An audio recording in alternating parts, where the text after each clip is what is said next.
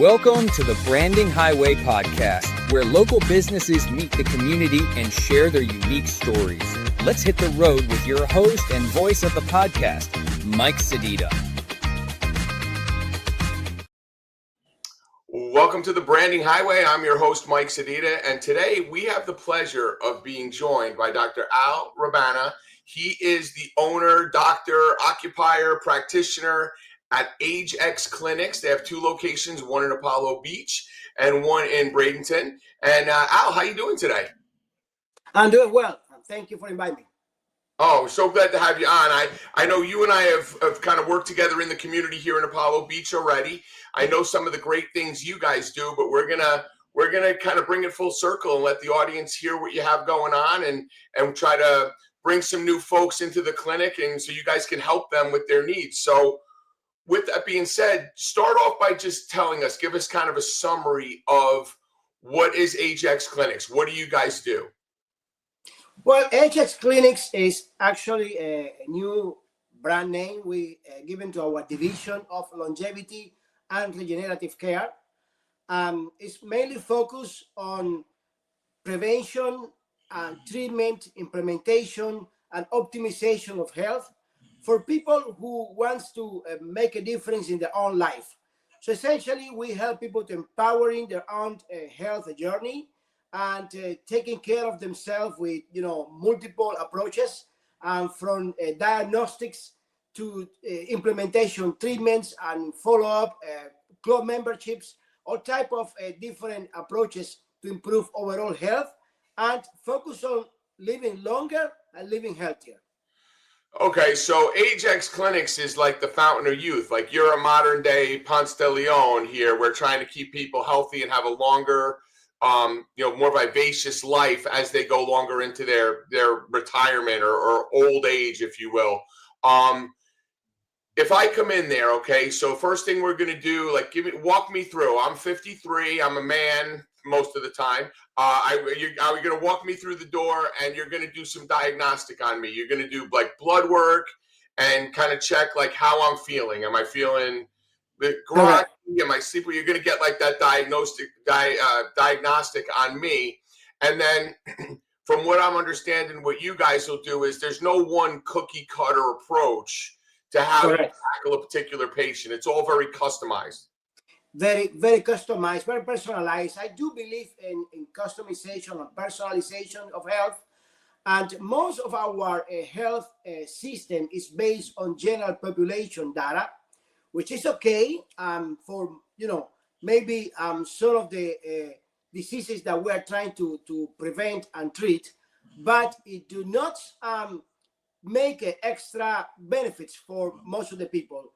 And so we like to take a person and use their own health data from age to ethnic background and family history. And then we use multiple laboratory evaluation, including things like epigenetics, and we use enzymes quantification. We use a health track system with wearables, and then we integrate all that. Sometimes we use something called CGM, which is a continuous glucose monitoring, and then with all that we integrate data onto the person, and we can predict, and at the same time we can improve the treatment protocol based on their own information. So let me ask you this: someone coming through the door, garden variety. I know we talk about general data. Is it? And I'm just going to be kind of blunt here. Are most of the people coming because they want to have additional sex drive? Is it more like aches and pains? Is it there's a huge market for health and wellness clinics that do,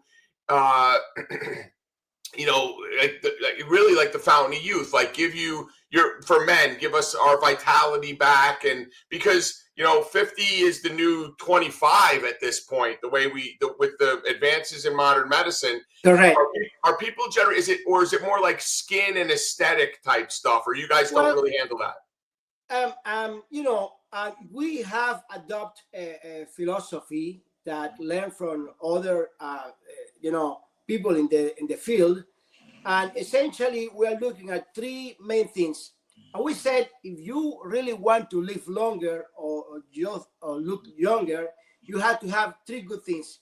You have to move well. So, improving your mobility and physical activity and fitness is very essential.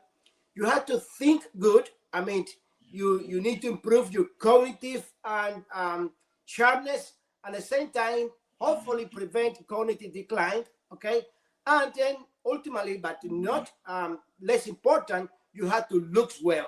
So yes, the aesthetic regenerative part is probably one of the last phases of the protocol, but it's as important as the other ones, because at the end, if you don't look younger, you don't look good, you're probably gonna feel good. You're gonna Yeah. feel better. So Yeah. if we integrate the three aspects of that philosophy, and some people do more ones than the other ones. Not everybody's the same. Not everybody has the same goals, and at the same time, not everybody have the same beginning. Some people are healthier from beginning and the treatment, so they require less intervention. Some people requires more work, more intervention, and more protocols to take it to the next level. That's our approach. Once again, it's very personalized. It's on the different situations that each person have. But we have people actually in the late 20s that the young generations start to feel more proactive, and so they realize I don't want to wait until 40s or 50s Right. to start this journey. I think that the sooner that we started, the better. And of course, in those people, mainly the intervention is more like a prevention thinking, health, healthy diet, exercising, and good sleeping and meditation, that type of thing.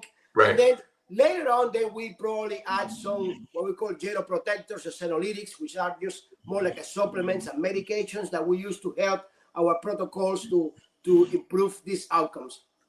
So it's really like get the body moving, get the brain active, and then the aesthetic part is like the third branch of it. So I'll tell you, for me, I came from, my story's a little backwards. Like you said, people start from different spaces. Like I see guys in the gym that you could tell their body frame, they have like that mesomorph body style, like where they were smaller, they put on muscle and they built up.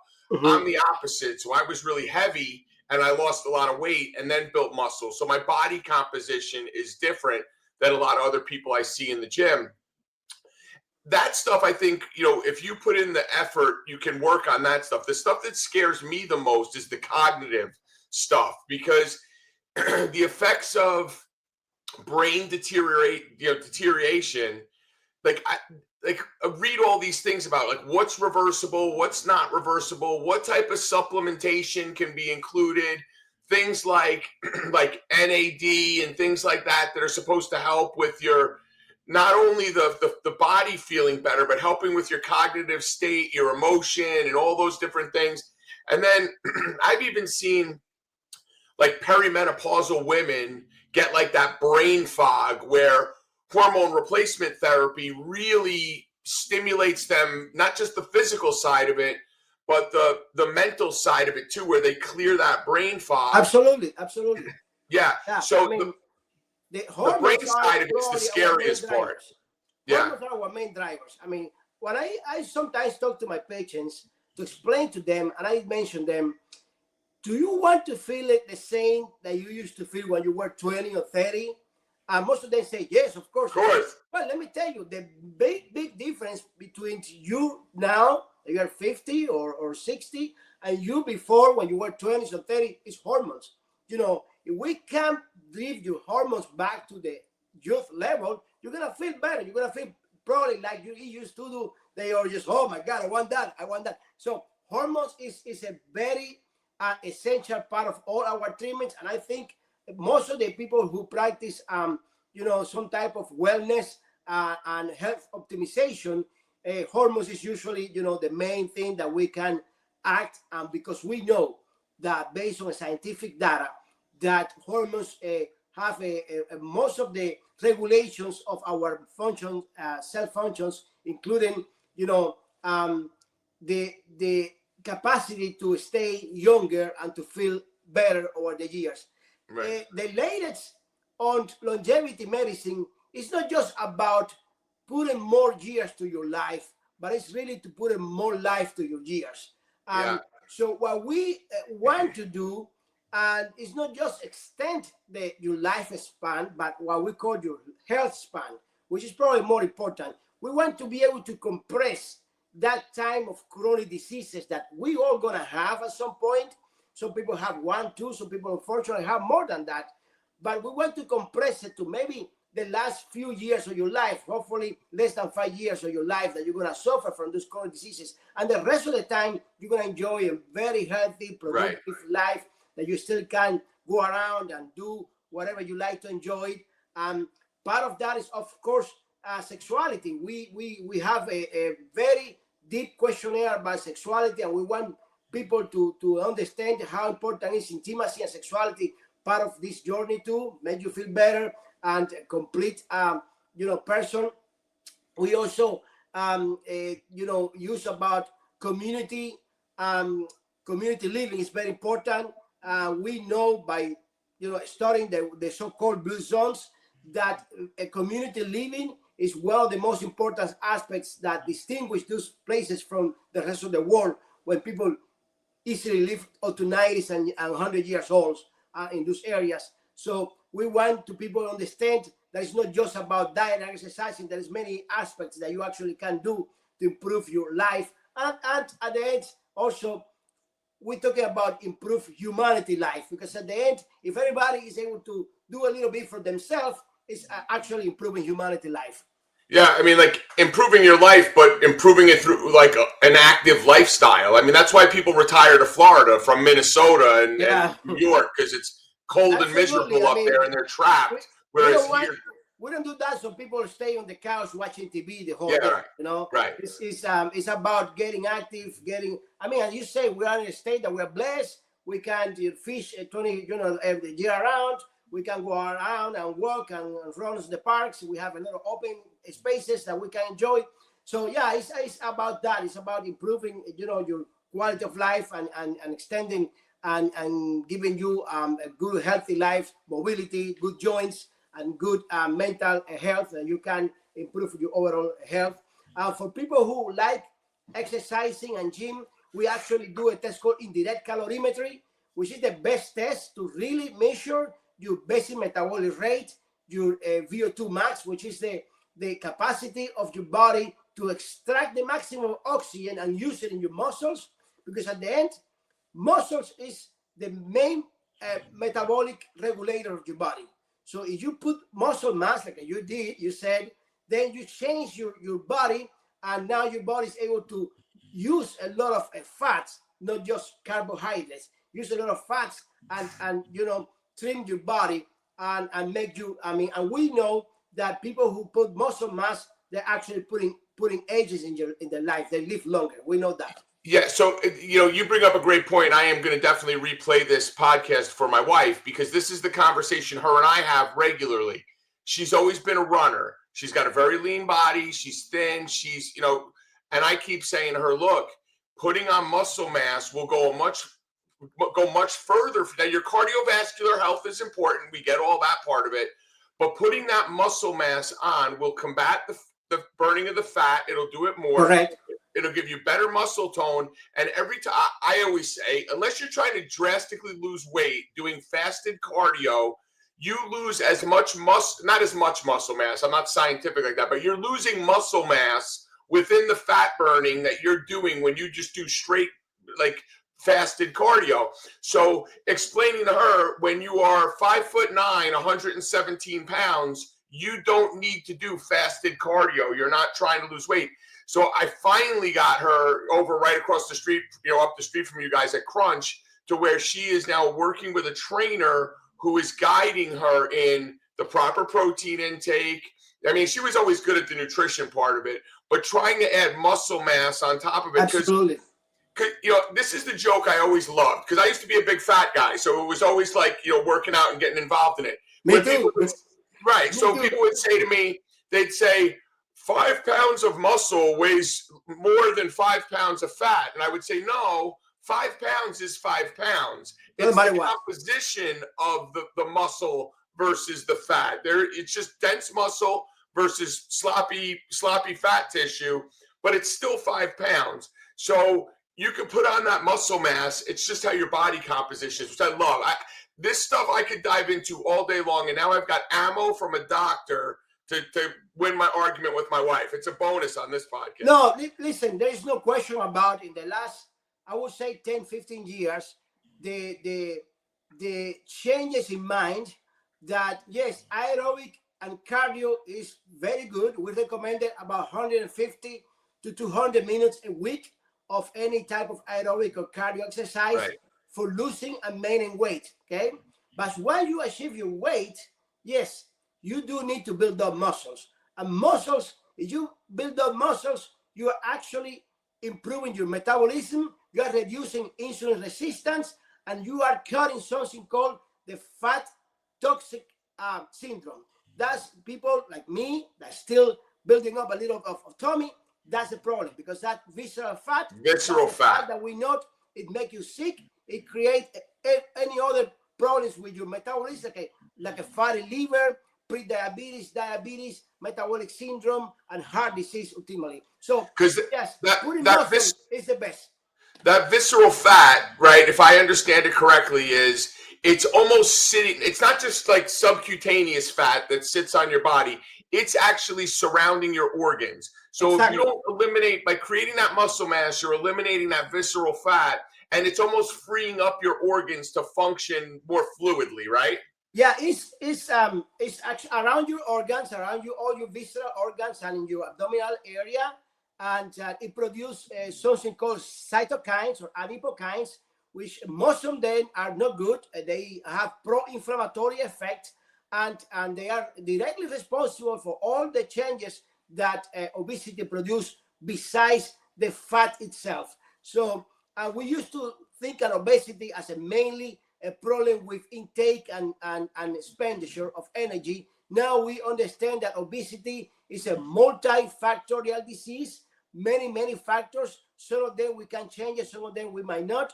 But we learned that we can contribute with different treatments to help people who are dealing with obesity. By the way, I am what we call a diplomat of the American Board of Obesity Medicine. So that's one of my specialties. That was on I would say, my favorite topics. And we are able to help people from my personal experience, from dealing with overweight and obesity for years and trying different yo-yo diets that at the end doesn't work, to realize that it's a mindset. You have to put your mindset to it. Once you do it, then you start changing your body, you start feeling better. But you're also talking about, like, there's different brand names, but you're really talking about semaglutide and tirzepatide. Like, Mounjaro is the brand name for tirzepatide. Like, they all have their brand names, or like Ozempic is like semaglutide. But you're a proponent of those drugs to help people. Well, we do realize and we do support the use of those drugs and other medications that are also approved for obesity, either by itself or in combination as a support. Because in reality, the science said that even when diet and exercises are the main pillars of any weight loss program, there is not enough in 80% of the people. So 80% of the person will not be able to lose significant weight by diet and exercising alone. So in those cases, we do support the use of anti-obesity medications to help them during that journey, either short-term or long-term. But at the same time, we do use what we call a comprehensive management program, not just not just a shot. You're putting a whole program together. Exactly. And the program contains what we call an exit plan. We say, when you cannot continue using the medication for any reason, because you develop side effects, because you lose too much weight and you don't want to keep losing weight, because you think that you're losing hair, or because it's just financially difficult, then we have a plan B to exit and try to prevent you to go back to your prior weight. So you're transitioning. You're having almost like a step down if you need to step down on stuff. We have a transition plan, yes. So, all right, we talked for 20 minutes on the different things you offer. I could do that the whole time. I'm going to talk to you about VO2 max in a second, but Tell me a little bit about your personal journey. I mean, where are you originally from? How did you get into this? I mean, you said you were a big guy too. Did you always want to be a doctor? I mean, did you want to be a fireman and we're like, this makes more money? Like, what was the Well, plan? that's I'm originally from Cuba. I was a very sick kid with very bad asthma. Actually, I was intubated 3 times in ICU when I was a kid. And back then in the 70s, when I was a kid, the main treatment for asthma was prednisone, steroids. Yeah. So I used a lot of steroids and antibiotics when I was a kid, and they blew me off. I was really a chubby kid. I was not good at baseball or any sports. But then I spent so many days in the hospital that I started to know in medicine since I was a little kid. And I always see doctors as a big figure in my life. Right. And then my older sister, she's 5 years older than me. She went to med school before me. So it was another inspiration for me to follow her.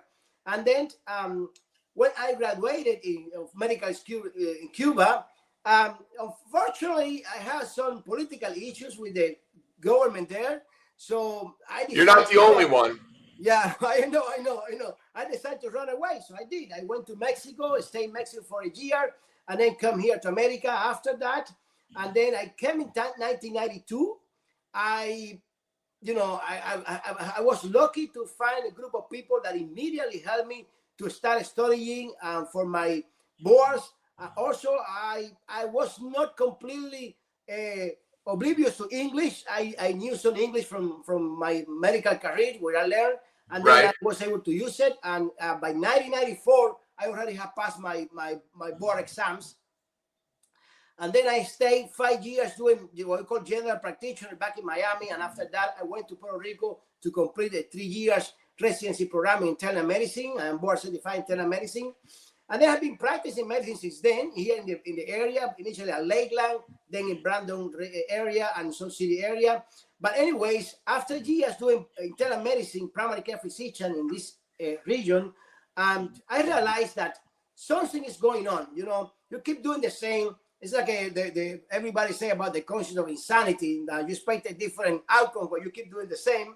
And then myself, I was burning out. I was gaining weight again, and then I was not exercising. You know, I have no time, I have no energy, I get tired. You know, looking for a downside justification. Not excuses. Yeah, excuses. And then I went to a conference for doctors like me, and I thought there was going to be more about some type of psychological, brainwashing. But no, it was very engaging. And they just essentially told me, this is what we have to do to make you change. And at the same time, you will be able to change your patients with this approach. And that's how I get in touch initially what we call functional medicine and natural medicine, things. And then I like to integrate it both. I like to integrate it conventional medicine, which use medications. And I still am a believer of medications and antibiotics when you need it, and even statins when you need it. I do believe that they have a role on medical care. And then I like to integrate the functional medicine part. So I like to practice the best of both worlds. Yeah. And I think that I'm being successful doing it, and patients appreciate it. Well, I'll tell you, doing these interviews and talking to a lot of people that are professionals, especially in the medical side of it, really the medical industry, especially here in the US, for most of the people I speak to, is because of the insurance system, not so much the medical system, but because of the insurance system, what I find is a lot of guys like you, that have all this knowledge that realize it's not one size fits all. There could be someone who needs, medications for certain stuff versus this, for lack of a better term, concierge medical approach works really well for a lot of people because, like, to give you an example, someone self-employed who owns a business, who makes money, pays so much money to have health insurance in the current system that a lot of people start to transition and say, you know what?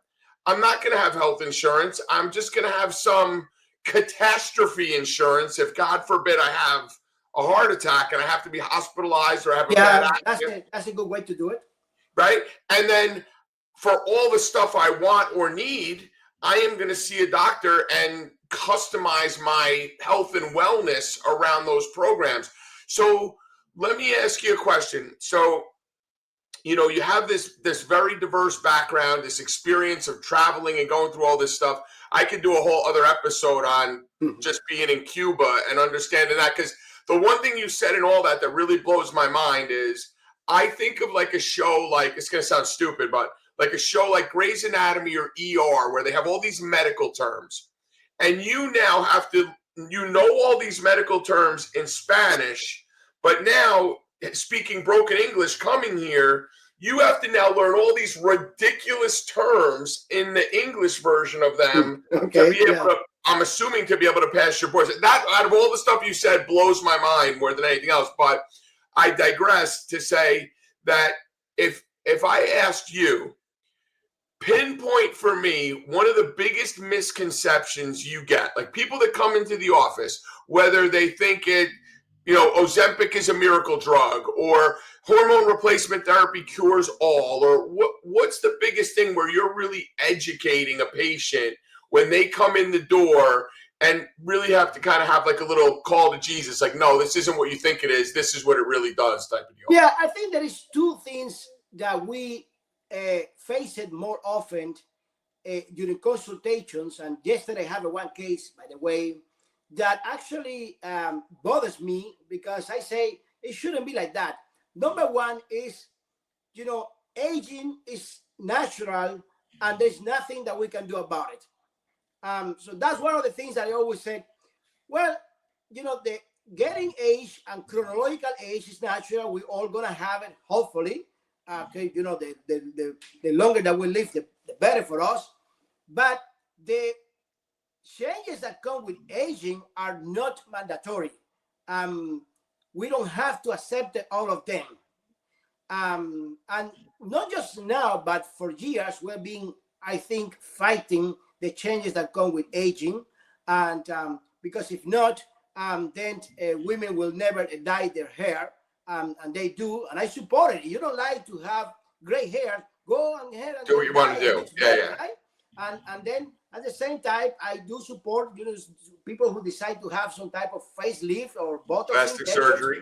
That's their prerogative. I think I agree. It helps you physically, but it helps you also spiritually. You feel better with yourself. And then we are on longevity medicine. We have come a long way and studying scientifically how can we slow down the aging process at the cellular level, right, and then translate that into clinical outcomes, into clinical benefits. And we can do that a lot. And I gotta tell you, people can improve their lifestyle up to a 50% sometimes and feel much better. The other aspect that sometimes bothers me, and I see a lot, is when you see, as you said, a woman in her perimenopausal age, and then she went to her gynecologist, and that's what really bothers me, that it was a gynecologist, and usually another woman, which is say, what? And then she say, oh yeah, I talked to my doctor, and she say, no, that's normal, that it will pass, that I have to use weight and be patient.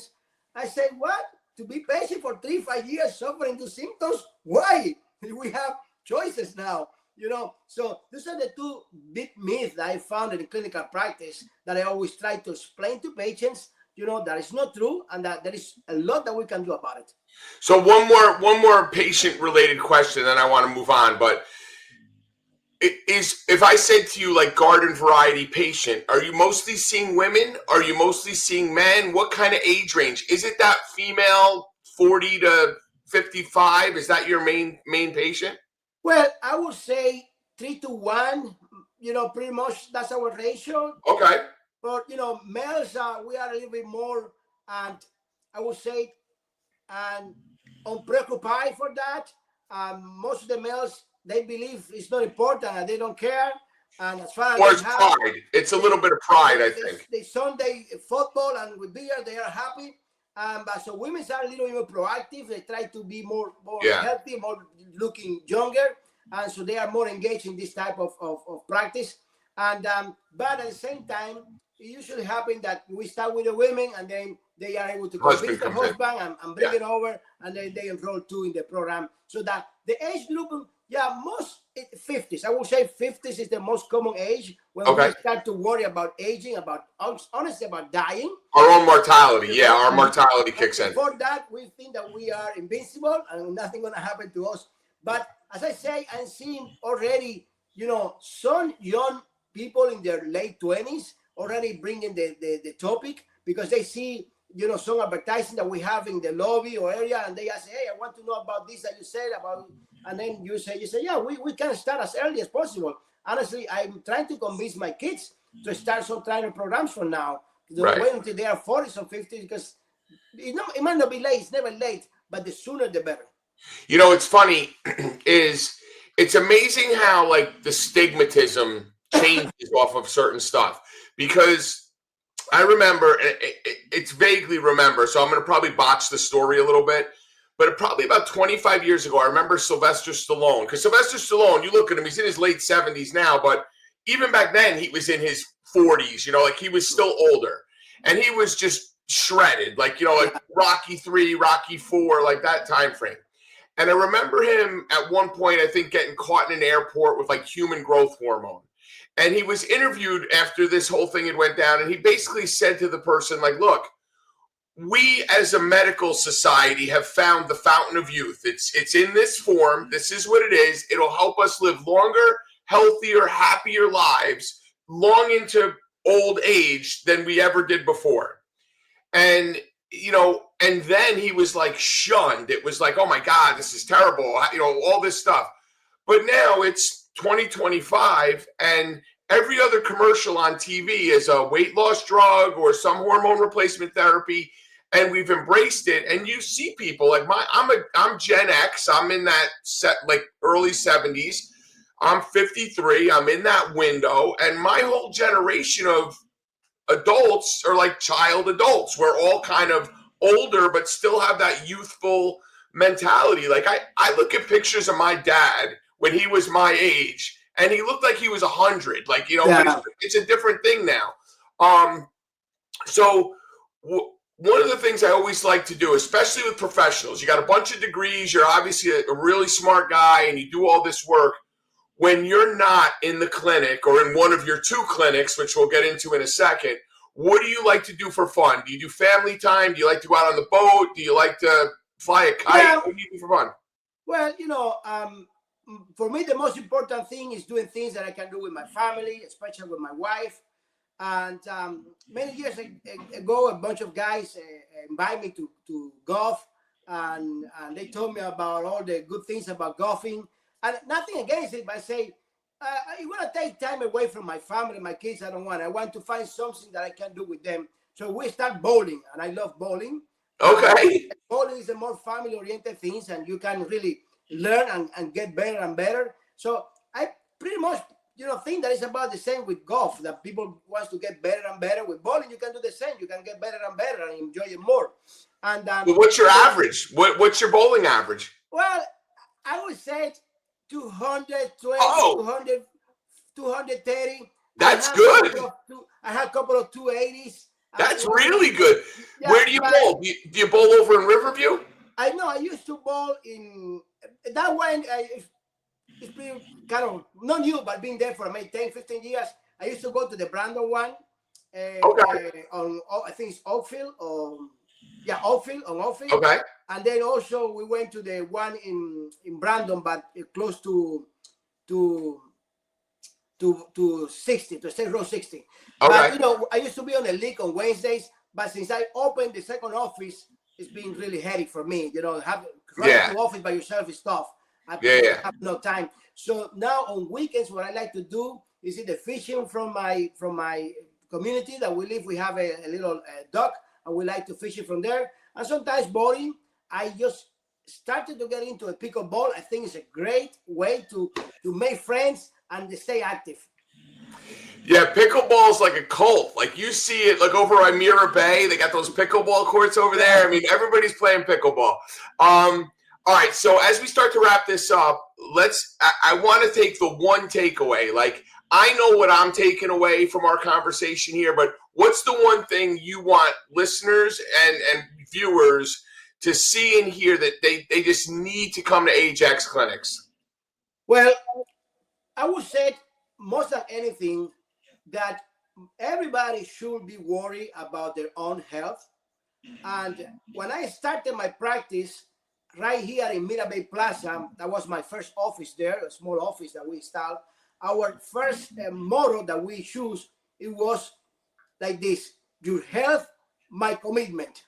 Now, after I learned everything that I do now, I will say, and I tell to patients, say, your health, your commitment. Yeah. So I want people to understand that their health is in their own hands and they have to do a lot to keep it. I mean, that's a great point. I talk about this all the time when I'm speaking with folks, like when I'm out speaking at like events and stuff. The one commodity on the planet Earth that we can never replenish is time. We can always figure out a way to dig for more oil or ion lithium batteries, or we'll keep going through the earth to get all these minerals and all the things we need. But time is not replenishable. And wouldn't you want to live whatever time you have left, whatever that is? I could walk out the door and get hit by a bus, or I could live another 50 years, whatever that is. I want to enjoy it. So why not take advantage of this? So the one thing I really got out of our conversation is the customization. So like, if I'm listening to this, if you're out there listening or watching this podcast, don't be afraid to take the first step to go into one of the clinics to meet. So Ajax clinics, there are two of them. There's one in Apollo Beach, right on 41. There's another one down in Bradenton. You can call 813-751-3570 is the number. Call that number and they'll get you to where is most convenient for you on your schedule. And you can go to ajaxclinics.com. We're in the middle of, like, we're in this rebrand, right, Al? Right. Like, you guys. So if you go there and you check it out, you might see something new every time you go. But we're in the process of making sure the community is aware of what you guys do. You're a staple right here in Apollo Beach, right on 41. You can't miss it. It's right. You're right by Miller Mac there. Correct. Right by the marijuana factory. American marijuana complex. When I first moved here, I said to my wife, I'm like, why does it smell like weed always in this same spot? And I never even noticed it. So it's right across the street. So don't go there to get a contact high. Go there to Ajax Clinics. Get your age rejuvenation. Don't miss out on calling Dr. Al, 813-751-3570. Al, thank you for taking a ride down the branding highway with us. We appreciate your time. You have an amazing holiday, and we'll catch up with you soon. Thank you very much, and thank you to everyone. We hope you enjoyed your ride down the branding highway. This has been a 16W Media Group production. Don't forget to take the next exit at 16W. Visit 16wmediagroup.com. If you want to be part of the journey, reach out to info@16wmediagroup.com.